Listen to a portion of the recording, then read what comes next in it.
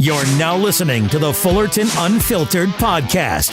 Straightforward, no nonsense business advice. Completely unfiltered. Grow your business. Grow your life. Now, here's your host, Brian Fullerton.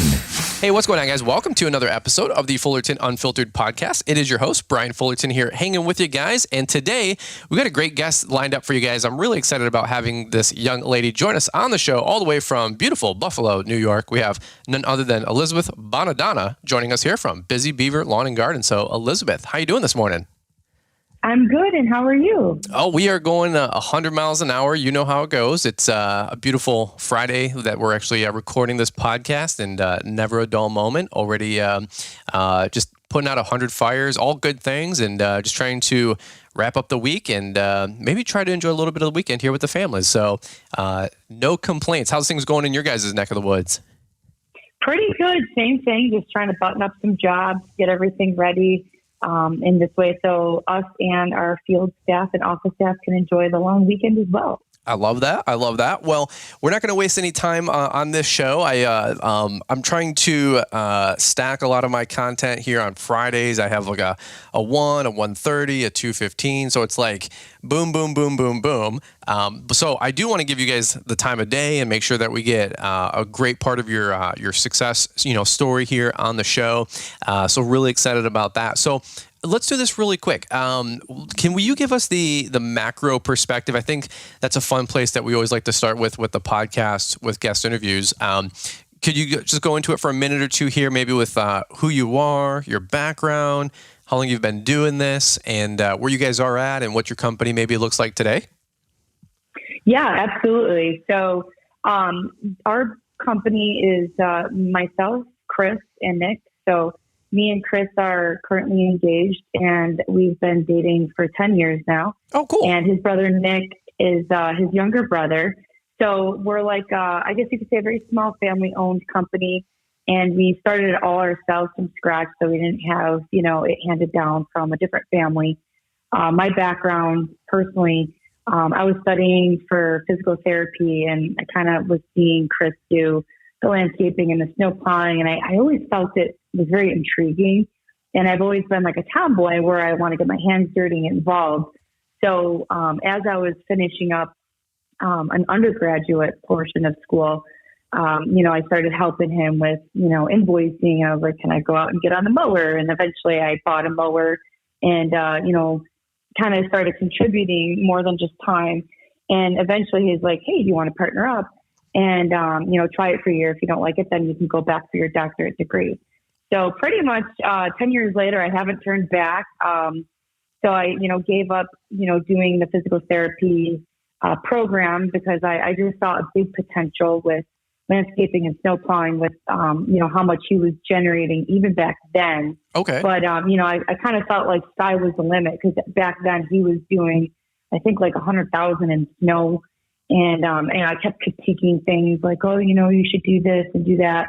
And then I started plowing with him. And then eventually I started plowing on my own. And, and then I started managing and plowing.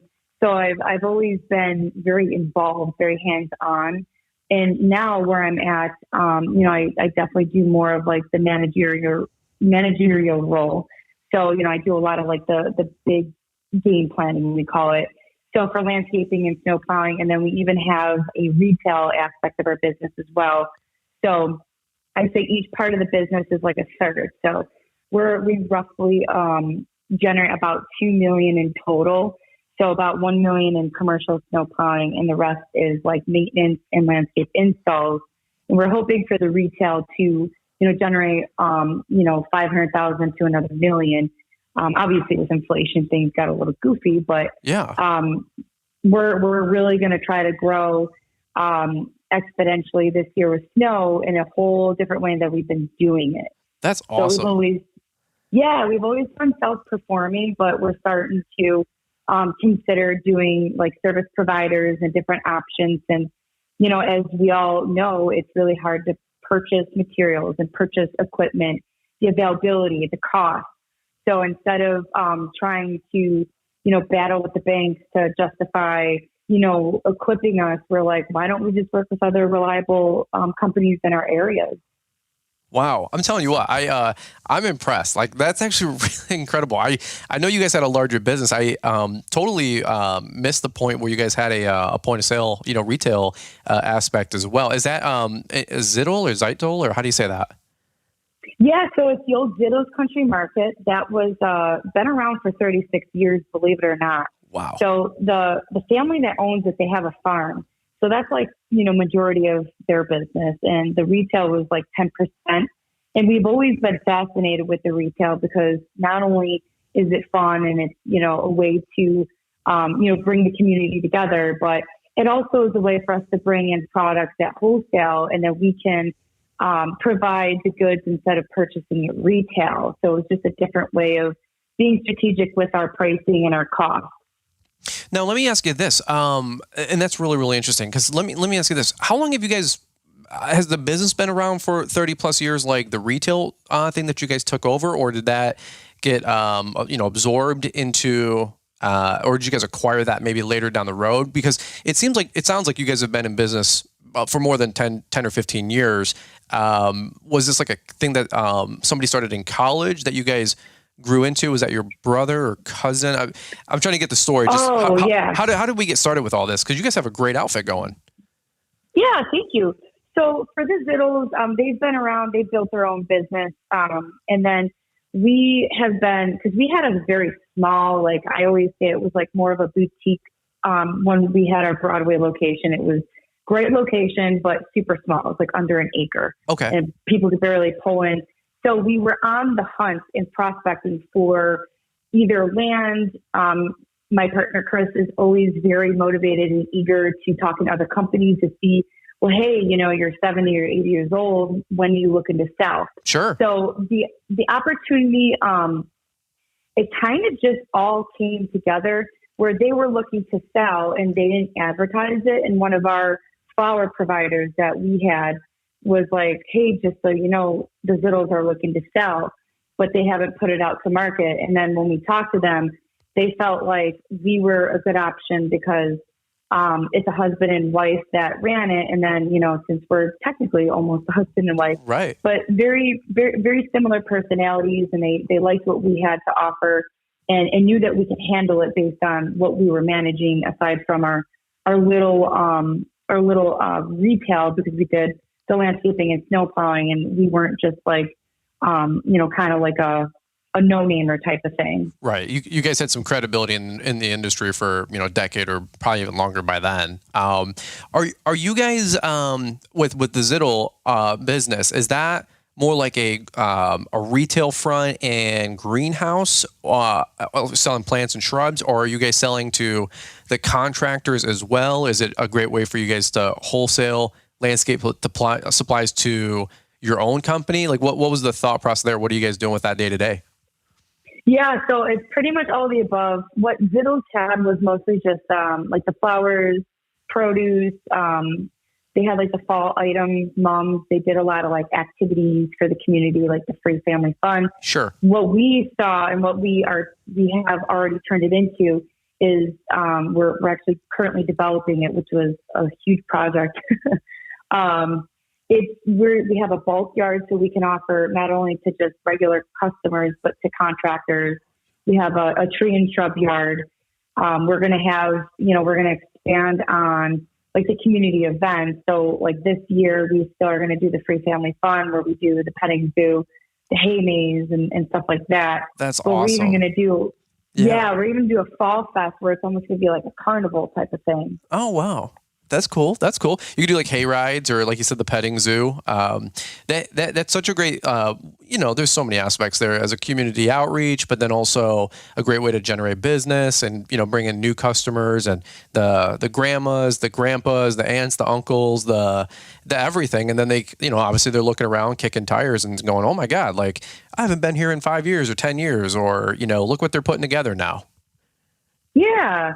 Basically, our slogan is the same great Ziddles, but more, because we offer the same stuff. That's but cool. we offer a little bit more now. That's cool. I love that actually. That's really, really cool. So help me out. If somebody's listening to the show and they don't know your guys' whole story, so you have the retail front, and then you have the Busy Beaver landscaping company. What is that company looking like? How many folks do you have there? I think you said revenues north of 7 figures. What's that company look like, and how do you split your time between the two businesses? Yeah, so that's a great question. So the landscape aspect it's like very fast paced. So we range, like this year we had up to 50 employees that we were managing to do the maintenance, the install work, all the specialty jobs and things like that. And I'm very heavily into the operations portion. Okay. And unfortunately, I've still had to give in more of my time to the landscape portion, but I have a director of operations who does all the scheduling and is really taking a lot off my plate. And he's super wonderful that he, I trust that he, can figure out logistics. And when he has a question, he comes to me or Chris. But I am spending a little more time because there's a lot of moving parts with landscaping, as you know, because you have to, which mower to what site, what equipment to what job, satisfying customers in a completely different way. Sure. So I'm trying to split up my time 50-50, but with the retail, we did acquire the general manager that was there for over 16 years. So he keeps things going and we can kind of, say, okay, this is how we want things done. And he gets it done in a very timely and in a good fashion. So that really helps because otherwise I'd have to spend probably like 75% of the time at the retail. Yeah. But, right. But yeah, I'm saying right now is like 50-50 and sometimes the office gets like 75% of my time because, sales, contracts, logistics, things like that. So it's, and I can relate, by the way, it's like you get this plate spinning really, really good. Then you run over here and couple hard slaps, get that plate spinning again because it started to get a little wobbly, right? And maybe you guys listening, maybe you guys listening, and you guys have all been there. And sometimes you're spinning 7 or 8 different plates, right? Because you got health, you got wealth, finances, fitness, your spiritual life. So it's like, it's just sometimes a juggling act, Well, what the Busy Beaver company? How many people do you have working with you, full time, part time? What's the day to day look like? How many crews do you guys have going out there and putting in work? Accurate estimating starts with accurate accounting. In previous years, you may have been able to get by based on your gut feeling or rough calculations. However, this year, business financial risk has increased due to fluctuating and rising expenses. To ensure you are hitting your profit and cash flow goals, it is now crucial to know your numbers. The accounting firm Cycle CPA currently helps over 175 green industry businesses maneuver in these hectic times through a solid bookkeeping foundation, monthly reports, and continuous advisory meetings. Visit their website, cyclecpa.com, and mention Brian's podcast to receive $200 off on bookkeeping and CFO services. So I would say on average, we probably put out like 6 crews for the landscape. And then, we go up to, and when I say 50 employees, I guess that does include the retail. So, just south of 50 for the landscape crew, because, on average, we have 3 to 4 people in a day at the retail. So it's, it's a little bit more manageable, whereas landscaping, we have to sometimes supply 6 people per crew. Right. Our mowing crews, 2 or 3 guys or gals. And then we do a lot of different unique construction projects, which, sometimes vary from 2 up to, 8 to 10 crew members, depending on how large or small it is. Okay. Wow. So you have 50 people working there through everything that you and Nick, is it correct, or Chris? It's Chris and Nick, yeah. Oh, okay. So all 3 of you guys. So how do you guys split roles and responsibilities between Chris and Nick? Is somebody like operations, somebody is sales, somebody is HR, finance, accounting, or do you guys just a little bit of everything else all in between? How do you guys manage and balance all that out? Yeah, so we actually worked with a business coach to, get everyone in place for this. Nick is the youngest. He's really mechanically inclined. So he's one of the mechanics. We have 3 other mechanics that work with him. So we call him like the guru of mechanics, and he's very like logistically sound, so he can, think long and hard and come up with a really well polished plan. Chris is definitely more of like field management and operations, like getting productivity. He does a lot of logistics too, because he thinks really fast on his feet. Sure. And he loves sales. Like sales is something that he's, when he first started, he just had a clipboard and he had an old beat up truck, and he would go door to door and just, hey, are you looking for a quote? Like, how can I help? Yeah. And then I think I'm kind of like, I have to oversee everything to keep everything checks and balances. My biggest thing is I spend a lot of time in the office now, unfortunately. So, making sure like the HR, the payroll, bills get paid, everything's filed, kind of like the organizational portion of it. And then, I do manage crews as well. So if I sold a design build project, I'll go out there and lead by example and set them up and say, here's the plan. This is what the customer wants. Walk around with them, the customer. So we kind of have our own divisions of things, but we also work together to make it work. And then obviously we delegate different roles and responsibilities to our employees as well. Wow, that is really, really impressive. I'm blown away. Let me ask you this: if we could take it all the way back to the prelude here, how did you get started in the industry? Okay, so work with me here. 90% of the audience is typically male, and it's we're all you already probably know where I'm going with this, but we're all the young, boisterous, young kid that wants to make $20 to go buy a bike or fireworks or pizzas or whatever, right? That's 95 out of 100 of our guest interviews was the young kid at 10, 12, 18. Make some extra money to go buy a dirt bike. Maybe you wanted to buy a dirt bike too. I'm not sure, so we'll leave that verdict up to your story here. But what got you so excited about the green industry, gardening, landscapes, nursery work, landscape design especially? What was your story getting into the industry? Yeah, so me and Chris started dating back in 2012. So 10 years ago. Okay. And he was doing the landscaping and the snow plowing, and I was waitressing and going through college. And I've always loved the outdoors. And my major in high school was art and design. Oh. So I would design like business cards, and I had a lot of different artistic abilities. And all throughout college, I switched my major to science because I'm like, well, I started looking at the figures. I'm like, a designer isn't really going to make much. And, they always say like a starving artist. So Sure. I was like, well, physical therapy is very interesting to me. I've always been fascinated with health and wellness of the body. So I was like, well, it's better paying. So I always minored in like art and design, and then I majored in like science and social welfare throughout college. Okay. And then basically before I had my option to go to the doctorate school, and I was getting discouraged because I had like a 3.4 GPA, which isn't horrible. And I had to work full time because I didn't grow up with a family that had money. Sure. So I had to work full time, go to school. So, my grades weren't straight A's. And the advisor said I'd have to get my GPA up to a 4.0, and I'd have to retake classes, pay out of pocket. And they said it wouldn't even be a guarantee I'd get into the program. Oh. So, obviously I'd come home crying to Chris, and he, was doing the business, and I was still helping him with like, the invoicing and once in a while mowing. So he offered the opportunity. And since I had such a fascination with like the landscape design, which his stepdad actually would do, he worked for a different company, but he was kind of like my mentor at the time. And then eventually we hired a landscape architect. So I really understood.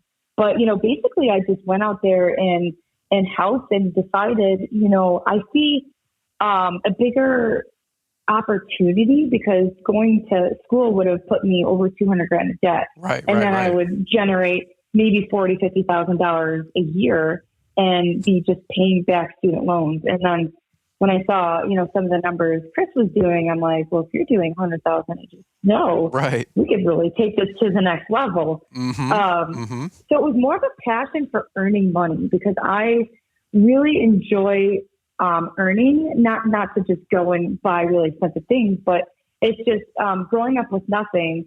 It just felt really good to, acquire that, but also landscaping and snow plowing and all that stuff. It was a challenge. So it was a fun challenge for me, and I love to learn. So the opportunity to learn and grow myself, and then, the fact of, the idea of owning a business excited me too. Right. So it was just, I think it was more about, there wasn't like a set item I wanted. It was just the fascination of all the logistics and, being strategic and putting my help where I thought it needed to go at the time. Sure.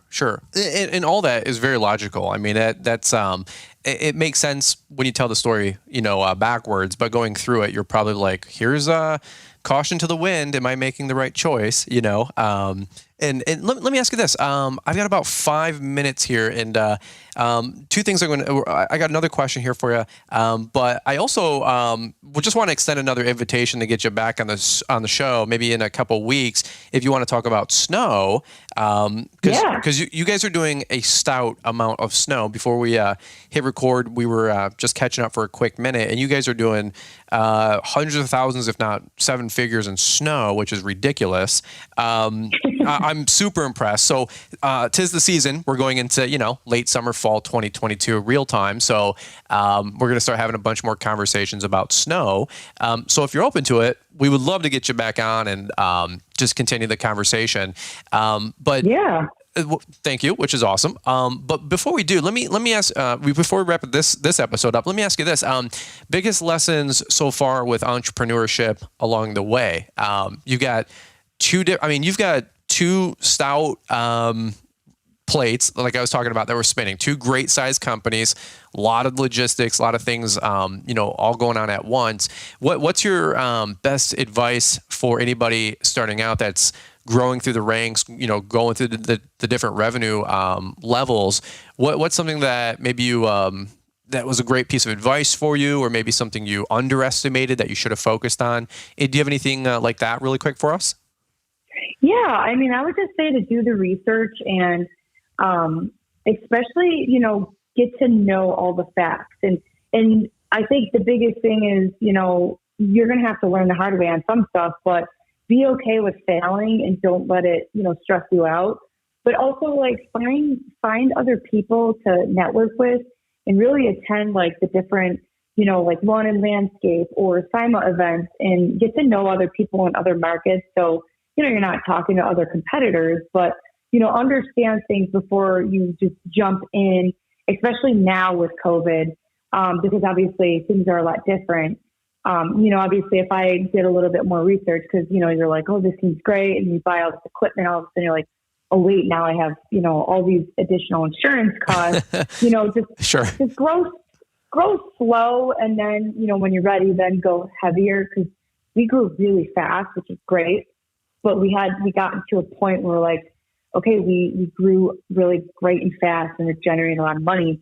But, then I called it the rebuilding and restructuring phase. And we're still trying to get everything under control and create systems and procedures to get everything in order. Otherwise, you will scare people away with chaos. You know what I mean? Where people are like, ooh, you guys are unorganized. I've heard that from many different people we've had on the show. Sustaining the growth with systems and proper procedures seems to be that. By the way, guys, if you're coming to LAL 2022, hint, hint, this is the kind of stuff that we're talking about, is how to grow a second crew, a third crew, a fourth crew, a first branch, a second branch, who to hire, when to hire. All these different types of things are things that we want to talk about at the live event this year. So if you guys haven't got your ticket, please do. But this is the kind of stuff that we're really pressing into a lot here, Elizabeth, on the show is, okay, we're all good at the technician mindset work, how to cut, how to trim, how to blow, how to lay mulch, how to plant. But we want to grow companies. We want to grow real businesses. And And again, whether that's $100,000 a year for you or $2 million a year for you, that's up to you guys to decide naturally. But these are the fun conversations where I'm like, Elizabeth, give me the meat. Like what was some of those things for you guys? And so there you go. That's why we got to get you back on the show so you can keep pouring into us for another 45 minutes to an hour when I got a little bit more time. So, let's. Yeah, absolutely. Well, let's do this. As I do got to wrap this thing up, I'd love for people to be able to follow along with you and your story. And of course, we'll get you back on the show here in a hop, skip, and a jump in another couple of weeks. But where can people find if they want to keep up? Because just going through your Instagram, it's so rich with different content and photos and ideas. Female-owned business. You guys have a lot of great things going on. So where can people catch up with you on social media if they want to catch up with you guys? So they can. I have a personal Instagram as well. They can follow me, or obviously if they reach out to the business, I also help with that. But my marketing people will say, "Hey, this person wants to connect with you," and they'll kind of help manage that. Or, if they want my phone number or email, I'm willing to give that out as long as, they're not calling me at 2 a.m. in the off season. Yeah, I would say probably email because you put your phone number out there, it might be game over. So yeah, right. But social media probably on Instagram is probably the default one. I guess you guys probably use, or you guys are probably on Facebook as well, obviously. Yeah, so we have Facebook, TikTok, Instagram. You can find us on anything really. So. Cool. And if you guys, message, then we'll get in contact then. Awesome, guys. Well, make sure you guys give Elizabeth a follow. It's Busy Beaver Lawn and Garden, and they've got a great Instagram account. We've been able to contact message each other back here over the last couple of weeks and months, which has been really, really cool. It's wild, like how many other people are just out there. And anytime I get the opportunity to network, you guys know that I love to, especially with people over in Buffalo, New York area with 90 plus inches of snow. That's why we got to get Elizabeth back on to learn the ins and outs, the pros and cons of all the work that they've been doing, all the growth that they've been having. But Elizabeth, that's what I got for us today. If you got any parting thoughts, feel free to share them now. But if not, we'll button this thing up. Yeah, no, thank you so much for having me and the opportunity to share my story. And hopefully we can offer some help or mentorship or just any piece of advice that anyone's looking for if they're trying to grow their business and need any resources. Beautiful. Well, thank you so much. We appreciate that. All right, guys. Well, that's what we got for you on today's show. Just a short and sweet one here today, but we'll definitely get Elizabeth back on the show. If not once or twice more, maybe a couple more times, because there's so many different aspects of their business that they got going on that I think we all want to learn from. So we really appreciate the time. Let's do this, guys. We'll button it up right here. We'll kick it back over to Marty, Mr. Producer, down in the ATL, and we look forward to catching up with you guys here on the next one. Did you hear the news? The IRS is gearing up. They are adding 87,000 new IRS agents. Now is the time to make sure your financials are audit ready. Arm yourself with an accounting team that can proactively prepare you for this, starting with a solid bookkeeping foundation. Your time is best spent getting new clients or coordinating the work in the field, not scrambling for paperwork when the IRS comes knocking on your door. Get peace of mind. Work with Cycle CPA, a green industry accounting firm that will not only make sure you are audit ready, but will also highlight opportunities within your business to increase profits and cash flow. Visit their website, cyclecpa.com, and mention Brian's podcast to receive $200 off on bookkeeping and CFO services. Thanks for taking the time to listen to the Fullerton Unfiltered podcast with Brian Fullerton. We hope you enjoyed this production. If so, please consider leaving us a 5-star review for the show. While the techniques and ideas presented here are designed to help you grow a more successful and profitable business, no one can guarantee these results for you. We want to emphasize that entrepreneurship is not easy, and the ideas presented here are just the opinions of Brian Fullerton and his respective guests. No one can guarantee success for you. That being said, we hope the ideas presented here help you and motivate you to go on out there and crush it with your own business. Fullerton Unfiltered Podcast. Thanks for listening, and we hope to see you on the next episode. This has been a Brian Fullerton and Mr. Producer production.